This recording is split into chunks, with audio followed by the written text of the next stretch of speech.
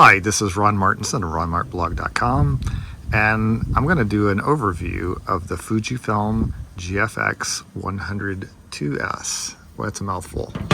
So I'm going to go ahead and get started by taking these off and showing off this really cool 45 to 100 millimeter lens. I've actually been really happy with that one. It has optical stabilization on it, and let's go ahead and turn this guy. Well, actually, you know what? Let's talk about it a little bit first. So up top here, you have a really kind of cool display. It looks like knobs reflecting what your settings are. Over here on the left, you can switch between movies and still. That's not really a mystery on this one versus some of the other lower end Fujifilm cameras. Yeah, you have all your custom settings as well as your typical manual aperture, shutter, and program priority. And what's really nice about it is that, you know, you get things dialed in the way you want it, you know, aligning with this line right here, and then using this little lock that locks that in place so you don't accidentally bump out of it, which if you're a pro and you've done a lot of shooting or events where things can get kind of hectic, it's really easy to bump that and not realize it. So having that lock on there is very nice, but it's not, doesn't get in your way either when you don't have it locked. So it's really superior design. You do have a hot shoe with a cover to keep it clean. Over here on the side, you know, there's your typical diopter, so you can adjust it for your vision, and then you can switch to the various modes of how the viewfinder and the LCD interrupt with each other. So I basically have mine set up where if I bring my face up to here, the sensor sees me, and then that display turns off. But if I pull away, that inside EVF turns off, and then the display here turns on. That's a cool thing, except for the fact that it's, because this is a touchscreen, it's real easy to wave your hand in front of that sensor and have that display go off. I'll show you that probably by accident several times during this video. Over here you have your lever with a really nice tactile feel to switch between single shot, continuous, and manual modes for your AF drive. And then you have the ability to do manual AF on. You have some programmable buttons. And then your typical joystick, something in the early days, they had the really nice looking big pad, but I always complained about Fujifilm for not having the joystick. So really love that. It's got a nice tactile sound when you click it. And there's a lot of, if you can see really here, there's a lot of texture, so your thumb's not going to slip off on that. It's really got some great grip. And then you have your settings over here, your menu. You know, you can get back to the display and change to the different modes of the display, and then you can do your play button. This display is articulating, and so, you know, you can come out. So like if you're doing something low on the ground, you can kind of take it out like this, and then when you're done, do like that. So if like you're wanting to get down low for macro, you don't have to lay on the ground. You can just move the display like that and get the camera down low. Love that. You know, you have your drive button, delete button over here. And most important, one that I find myself using a lot is the Q button. So let's go ahead and turn this thing on, show you how this works. So, you know, right off the bat, we have a preview. But let's go ahead and turn on this Q button that I was talking about. And I'm going to go ahead and set this down and take advantage of this tilting display while we talk about this. And so actually, let's see if we can zoom in here a little bit. There we go. That's better. And so what's really nice about this is that I can use this joystick or, you know, touch. I can actually just quickly get to whatever I want by touching, and say, okay, you know, I want to change film modes, whatever. That's one nice way if you're one of these people that really don't like to touch screens because you don't like fingerprints all over it. You can use these, and then once you get to your settings, then you just rotate the knob as to what you want. Or if you don't like the joystick, you can also rotate through these things this way. Joystick's quicker because you just get to go up and down a lot faster. And so, you know, you can also press and hold Q for a long time to change the default settings. And then Some of these, will have help or programmable features to them. So it's a lot of things you can look at in the manual, but point being is that this is a very customizable, flexible menu. Some of the interesting settings are I can set my fixed ISOs, but I can also go in here and set my auto, but with a maximum auto. So this does auto where it's going to top out at 800 ISO. And then this one's going to top out 1600. This is 3200. And then if I want to just have my full range to 12800, doesn't force 12800. It basically will go up to 12800. And so I find that very useful. So I generally run this somewhere around here. The thing about this camera is the noise reduction is pretty good, and it's such a huge file that the noise kind of gets lost in the pixels. So I haven't had any real concerns with having this camera cranked up to 3200. I don't usually ever do 12,800 unless I really have to, and so far my testing I haven't had to do that. I may test it out just for completeness sake, but don't really need it. Something interesting here for auto white balance is that I have the ability to do an auto white balance where it just looks at everything, where it prefers to set your white properly, or kind of a priority for white. And then this is auto for ambiance, which is what I generally like for Fujifilm cameras because they're famous for their really rich colors. And so this auto A feature allows, you kind of have a nice warm tone, which I really like. It's easier to scroll through these things, and you have a variety of customization that you can do, a whole bunch of presets. There's actually quite a bit that they offer on here, so no shortage of white balance options, but for me most of the time I'm just in that option. Same thing, here is typical Fujifilm. You can find that maybe with one of the presets that you just generally want the shadows boosted up, it's a little too black, or the highlights adjusted or something. You can go and make these adjustments on here so that your in-camera JPEGs or HIF files can be essentially set properly right out of the camera without needing an additional edit. Or you can always go to the RAW, in which case none of these really apply except for the thumbnail on the RAW. And then you can change your noise reduction levels. I found 0 to be totally fine. I haven't had a need to go and crank that up in my testing. Obviously, one of the reasons why we love the Fujifilm cameras are for the film simulation modes, and this one's obviously no different. Standard's outstanding. I love Volvia. This is honestly why I love Fujifilm, is for the look that I get out of that. And typical, Fuji, there's tons of options here. Gets to be overwhelming, but what's cool is they do actually have a film simulation mode bracketing feature, so you can actually bracket some scenes and actually see what all these look like, and then decide, what's the right one for you. Now, unfortunately, at least in my testing, maybe there's another way, but in my testing, I can only find myself being able to bracket 3 film simulations at a time. If there's more than that, feel free to leave a note in the comments to that effect. But ultimately, it's been pretty cool to be able to have those different modes and get such great images right off the bat. So for Fujifilm, I generally take the RAWs as a backup for an emergency case, but I generally use the HIF files, which I'll talk more about later. I was using this with a studio flash with a hot shoe for some stuff. So I had this turned on. Don't really need that anymore. One of the really great things that Fuji has done a good job with for quite some time is they do have people detection.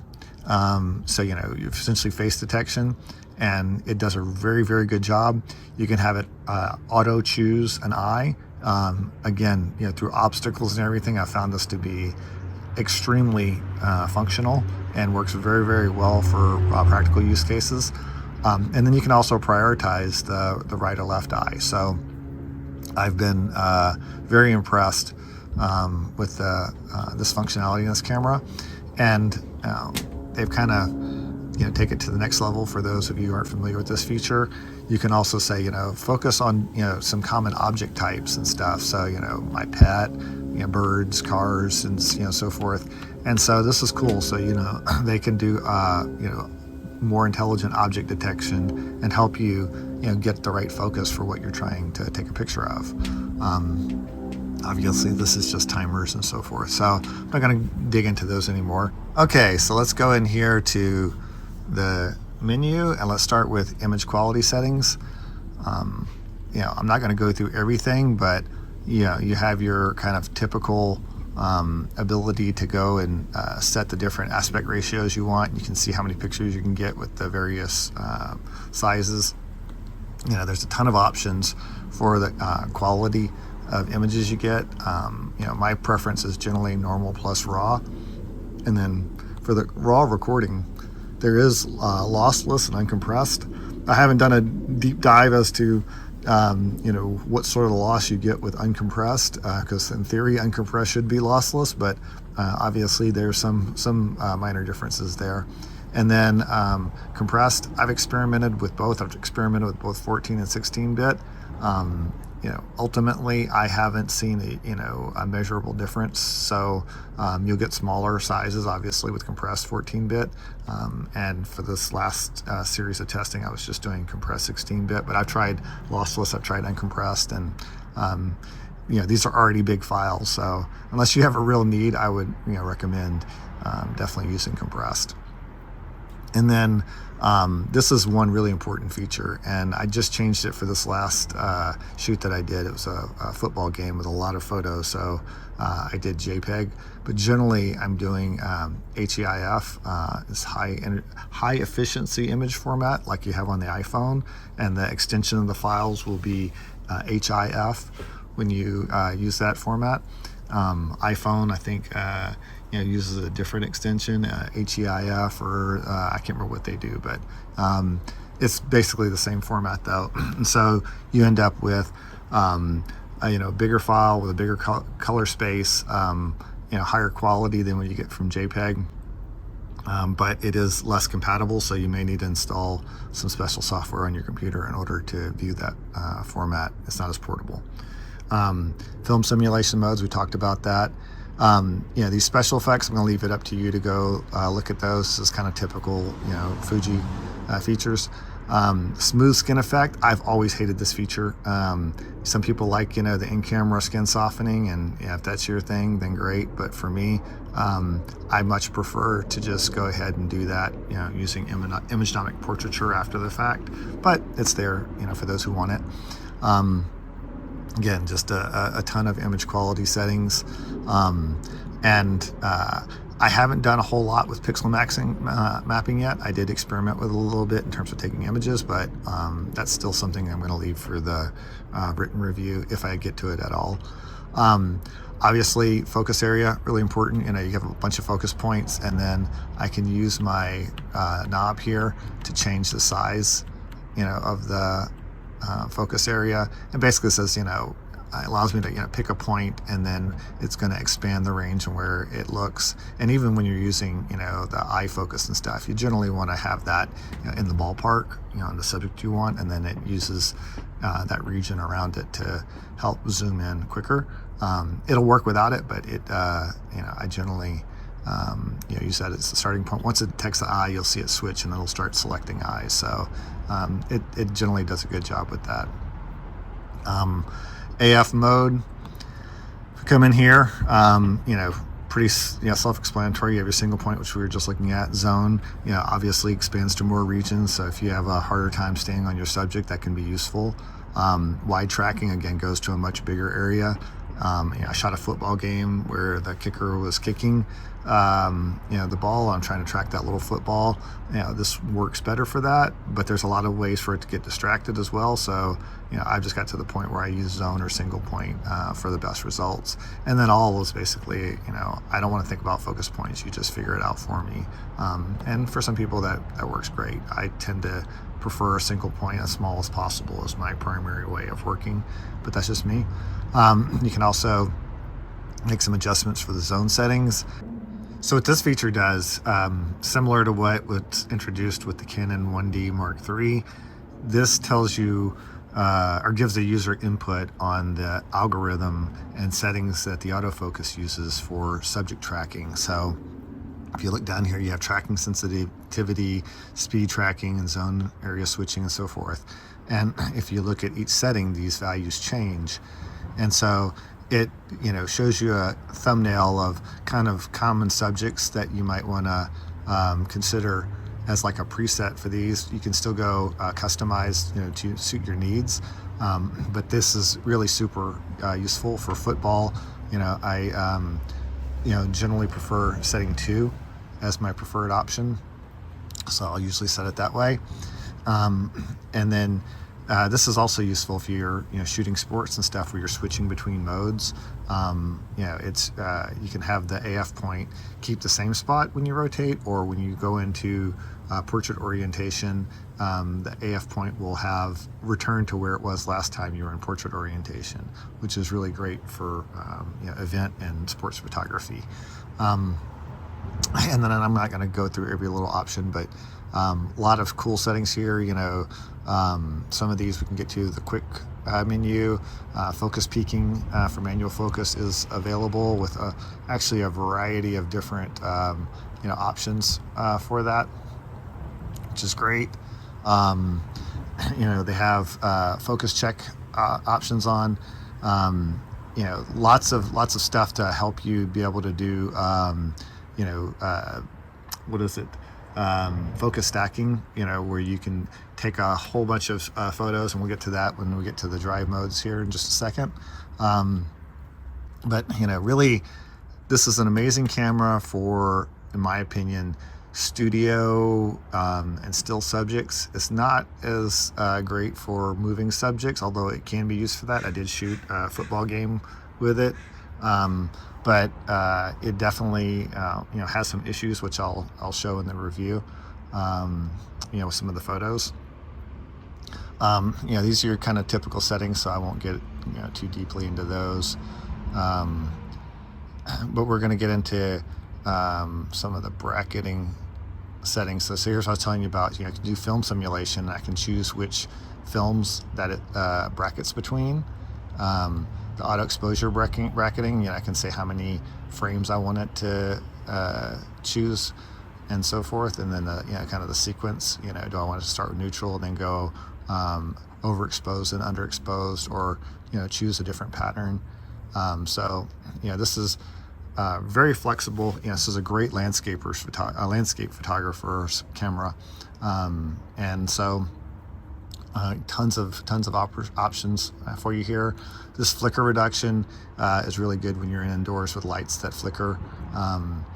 You can change between the different shutter types, mechanical shutter or electronic shutter. I really like this setting here. It says that it's going to be the electronic shutter until 1/250th of a second, manual shutter when it goes faster than 1/250th a second, electronic shutter when it goes faster than 1/4000th of a second.